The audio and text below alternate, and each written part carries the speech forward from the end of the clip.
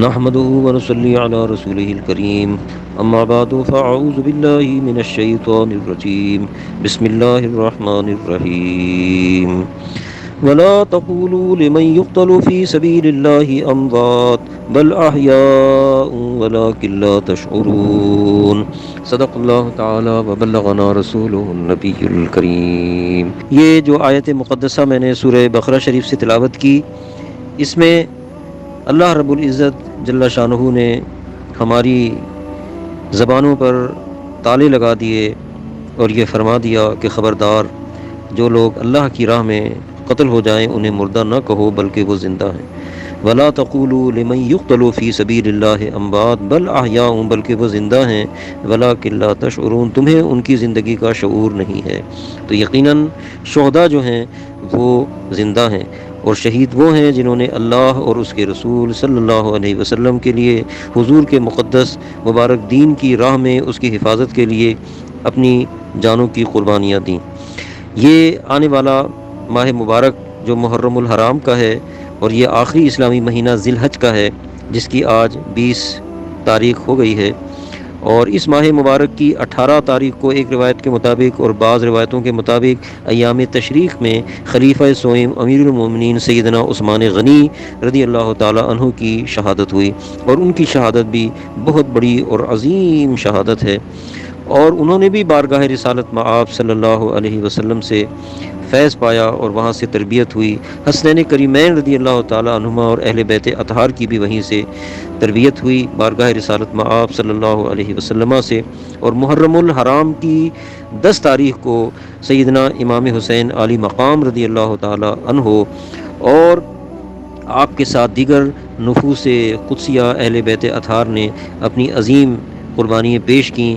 آپ کی عظیم قربانیوں میں آپ کے خاندان کے ساتھ صحابہ کرام کے بھی کئی قیمتی افراد تھے جنہوں نے اپنی جانوں کو پیش کیا، اور ان کے بچے اور صحابہ کرام رضی اللہ تعالی عنہم بھی اس بے مثال قربانی میں آپ کے ساتھ شریک تھے۔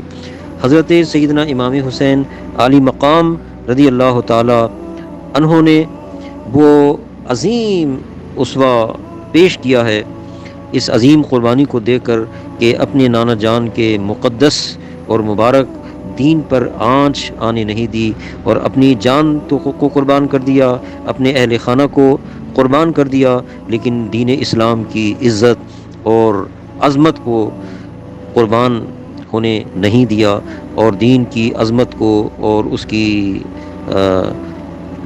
اعلیٰ عظمت کو اور رفعت کو برقرار رکھا۔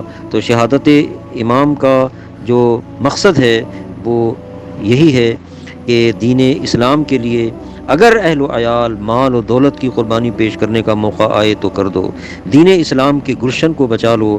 شہیدان کربلا کا ایک اہم پیغام نماز کی حفاظت بھی ہے، اسی لیے ہمیں چاہیے کہ ہم ان نفوس قدسیہ کی شہادت کے اس عظیم مقصد کو سمجھیں کہ دین اسلام کی خاطر ہر قربانی کو پیش کر دیں، اور اسلام کی عظمت اور بقا کے اوپر کوئی آنچ نہ آنے پائے۔ اور ان کے دین اسلام پر بے شمار احسانات ہیں حسنین کریمین کے، اہل بیت اطہار کے، ان کو یاد کر کے ہم آج اپنے ایمانی جذبے کو جلا بخش سکتے ہیں۔ ڈاکٹر اقبال نے بھی کہا تھا، شہادت ہے مطلوب و مقصود مومن، نہ مال غنیمت نہ کشور کشائی۔ اور حضور خواجہ خواجگان حضرت خواجہ معین الدین چشتی اجمیری سنجری رضی اللہ تعالی عنہ بھی ارشاد فرماتے ہیں، امام حسین علی مقام رضی اللہ تعالی عنہ کی بارگاہ میں خراج عقیدت پیش کرتے ہوئے کہ شاہ ہست حسین، بادشاہ ہست حسین، دین ہست حسین، دین پناہ ہست حسین، سرداد و نداد دست در دست یزید، حقا کہ بنا الہ الہ ہست حسین۔ اور برادر اعلیٰ حضرت شہنشاہ سخن حضرت مولانا حسن رضا خان رحمۃ اللہ تعالی علیہ بھی کیا خوب فرما گئے کہ گھر لٹانا جان دینا کوئی تم سے سیکھ جائے، جان عالم ہو فدا اے خاندان اہل بیت۔ اور ہم سب جانتے ہیں کہ محرم الحرام کی 10 تاریخ کو حضرت امام حسین علی مقام رضی اللہ تعالی عنہ اور آپ کے نفوس قدسیہ نے اپنی جانوں کے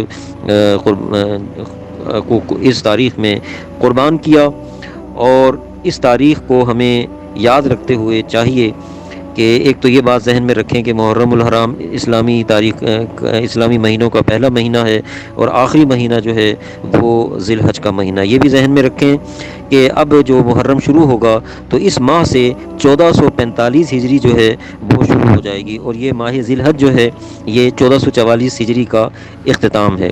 تو میں اپنے برادران اسلام سے مسلمان بہن بھائیوں کو اس بابرکت مہینے اور نئے اسلامی سال جو 1445 ہجری شروع ہونے والا ہے اس کے آنے سے قبل مبارکباد پیش کرتا ہوں، اور دعا کرتا ہوں کہ اللہ تعالیٰ پوری اسلامی امہ کے لیے اس ماہ مبارک کو باعث رحمت و برکت فرمائے.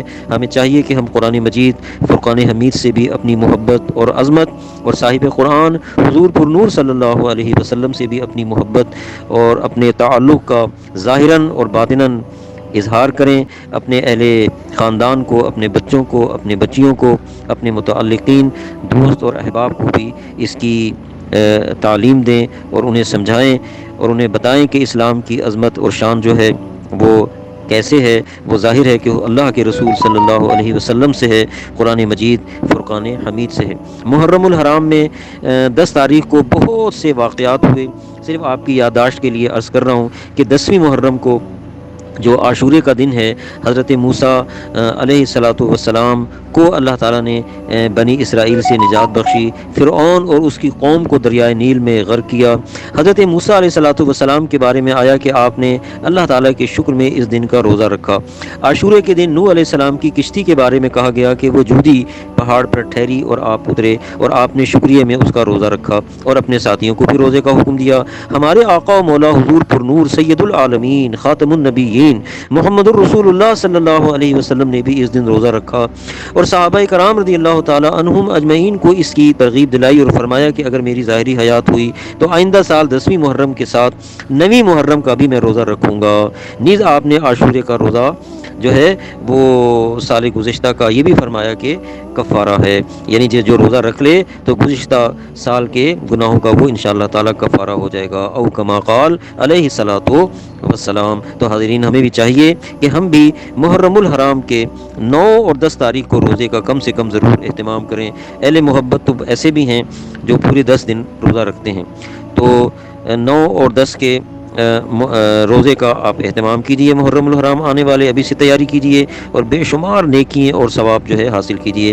اسی روز اللہ تعالیٰ نے حضرت آدم علیہ الصلاۃ والسلام، حضرت داؤد علیہ السلام اور قوم یونس علیہ السلام کی توبہ قبول فرمائی. اسی روز حضرت ابراہیم علیہ السلام اور حضرت آدم و حوا علیہ السلام جو ہیں وہ پیدا ہوئے. اسی روز حضرت ایوب علیہ السلام کی مصیبت رفع ہوئی اور یونس علیہ السلام مچھلی کے پیٹ سے نکالے گئے. اسی روز حضرت یعقوب علیہ السلام کی حضرت یوسف علیہ السلام سے ملاقات ہوئی. اسی روز حضرت عیسیٰ علیہ السلام پیدا ہوئے اور حضرت ادریس و حضرت عیسیٰ علیہ السلام آسمان پر اٹھائے گئے. اور اسی روز جیسا کہ میں نے عرض کیا کہ شہدائے کربلا رضی اللہ تعالی عنہم کی شہادت ہوئی. اور یہ بھی ذہن میں رکھیں کہ اسی روز قیامت قائم ہوگی، یعنی جمعے کا دن ہوگا اور محرم الحرام کی 10 تاریخ ہوگی جس دن قیامت قائم ہوگی. تو ضرور ہمیں چاہیے کہ محرم الحرام کے 10 تاریخ کا روزہ 9-10 کا ملا کر رکھیں، اور 10 محرم کو اپنے گھر میں ایصال ثواب اور فاتحہ دعا وغیرہ کا اہتمام کریں. اور کتابوں میں علماء نے، بزرگوں نے لکھا کہ جو 10 محرم الحرام کو ایصال ثواب، فاتحہ، قرآن خوانی کا اہتمام کرے تو پورا سال اس کے گھر میں خیر اور برکت رہتی ہے. اللہ تعالیٰ و تبارک ان تمام باتوں پر مجھے بھی اور ہمارے مسلمان بہن بھائیوں کو، اہل خانہ کو عمل کی توفیق رفیق عطا فرمائے. آمین. وآخر دعوانا ان الحمدللہ رب العالمین.